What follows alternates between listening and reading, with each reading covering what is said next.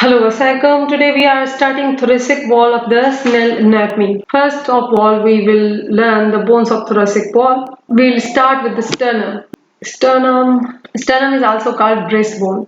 It is a flat bone and divides into three parts anatomically. This is the menubarium, body of the sternum, and xephoid process. Well, let's see the menubarium. This is menubarium.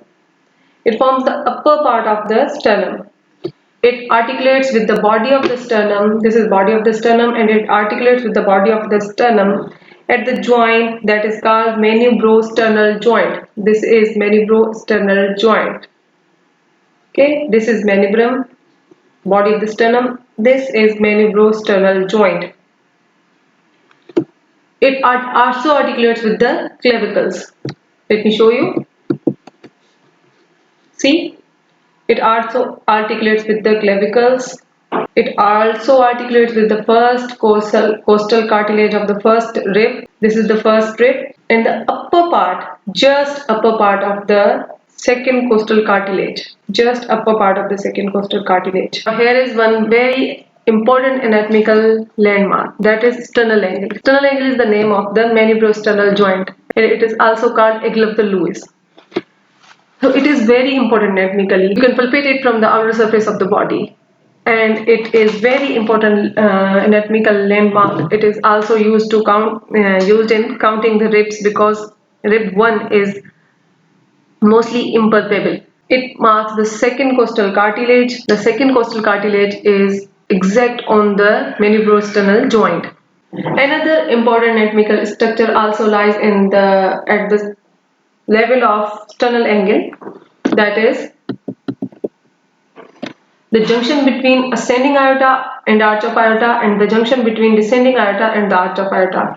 Actually, the junction between ascending and descending aorta and arch of aorta lies on the same level, and that is the level of T4, or more precisely the intervertebral disc of T4 and T5 and sternal angle.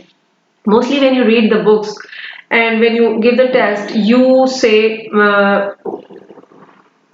Where is the arch of aorta? T4. Where is the junction of ascending aorta and arch of aorta? Where is the junction of ascending aorta and arch of aorta and descending aorta? It is on the T4. Here lies one more important anatomical structure, that is bifurcation of the trachea. Bifurcation of the trachea also lies at the level of the sternal angle. The junction between superior mediastinum and inferior mediastinum also lies on the sternal angle.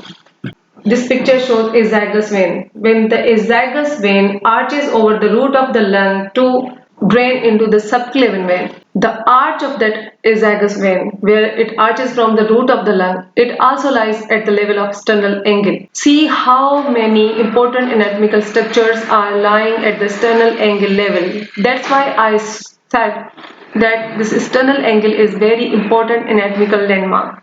This is thoracic duct, and thoracic duct at the sternal angle, the thoracic duct crosses from the right to left.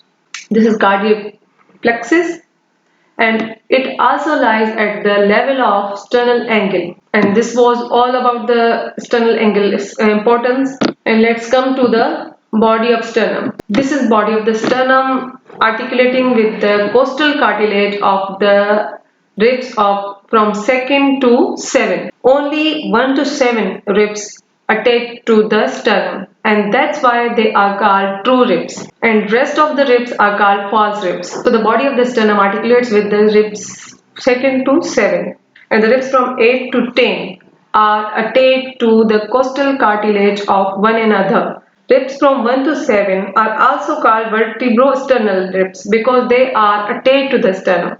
And the ribs from 8 to 10 are called vertebrochondral ribs because they are attached to costal cartilage of the upper rib.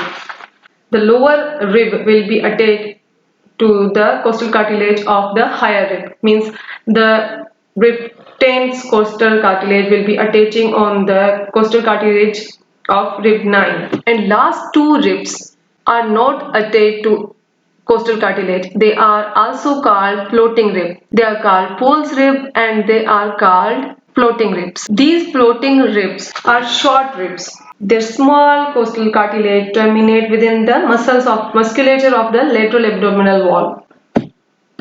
See, last two ribs are short ribs and the coastal cartilage terminate in the musculature of the abdominal wall. And the last, xephoid process. Xephoid process is just thin plate of the cartilage and it becomes ossified at its just proximal end during the adult life. First it is cartilage and you grow with that cartilage, and then in adult life in certain age it ossifies at the proximal end. That's all for the sternum today, and we will learn more about thoracic wall in the coming lectures. Till then, the Hafiz.